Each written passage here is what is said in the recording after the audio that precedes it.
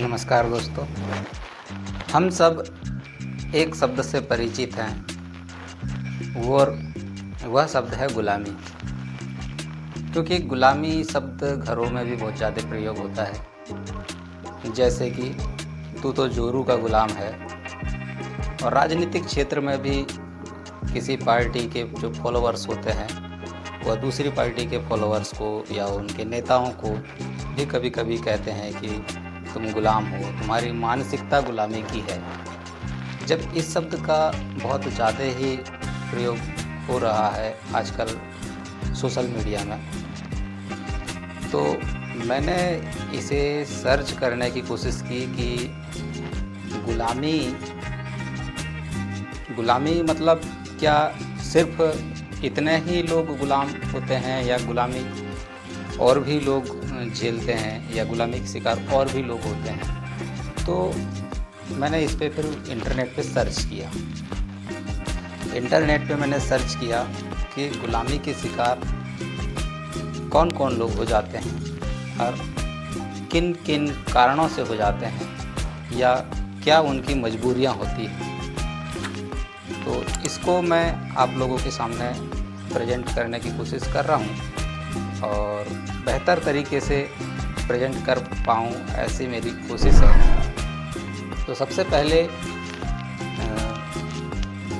पहले मैं आप लोगों को ये बता देता हूँ कि कितने नंबर हैं जो गुलामी के शिकार हो जाते हैं, कौन कौन लोग। तो पहला गरीब व्यक्ति होता है, जाति या धार्मिक अल्पसंख्यक जो समुदाय होते हैं उनके जो सदस्य होते हैं, और शरणार्थी जो प्रवासी होते हैं, और बंदी जो युद्ध में पराजित हो जाते हैं और जब उन्हें बंदी बना लिया जाता है, लड़कियां, महिलाएं, कर्जदार और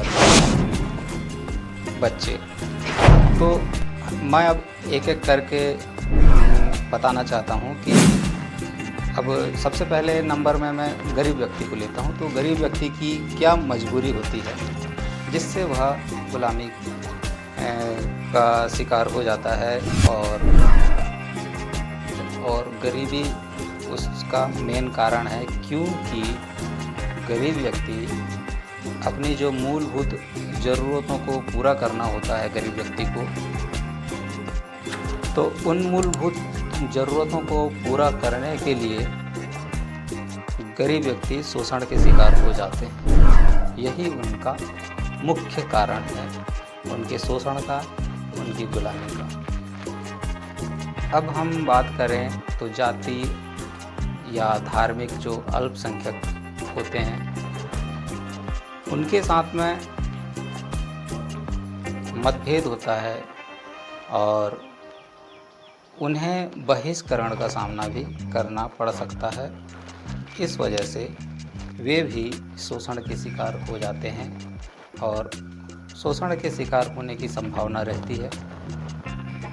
यही उनका एक कारण है अल्पसंख्यक समुदाय के सदस्यों का, जो उन्हें गुलामी का शिकार बनाता है। अब मैं अगर शरणार्थी की बात करता हूँ तो शरणार्थी की परेशानी ये है कि उनको कानून का अभाव रहता है, उनके पास में कानूनी ताकत नहीं होती है।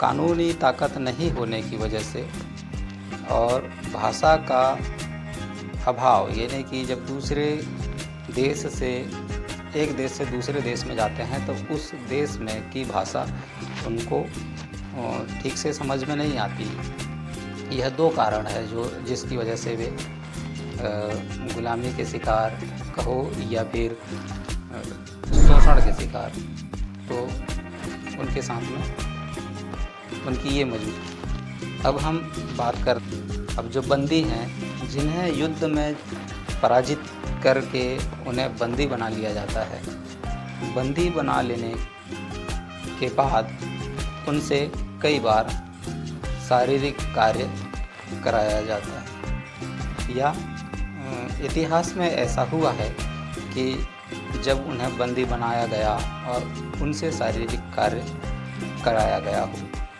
इसी वजह से वे भी गुलामी के शिकार होते हैं।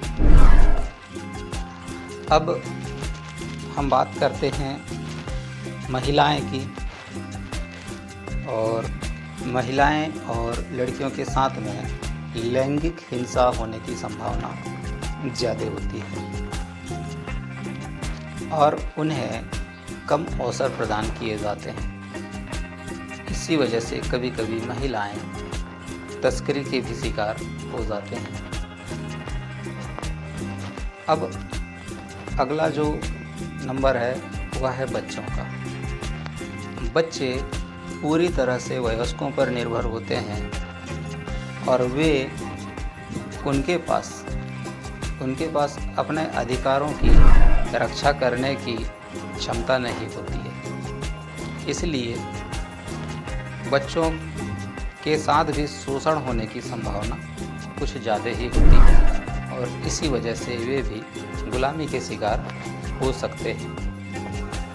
दोस्तों, यह मेरा वीडियो आप लोगों को कैसा लगा कमेंट बॉक्स में आप ज़रूर बताइएगा। वीडियो में क्या क्या कमियां हैं, मैंने कहां कहां गलतियां किया हूं, यह भी आप कमेंट बॉक्स में जाकर ज़रूर बताइएगा, जिससे मुझे कुछ सीखने को मिल सके।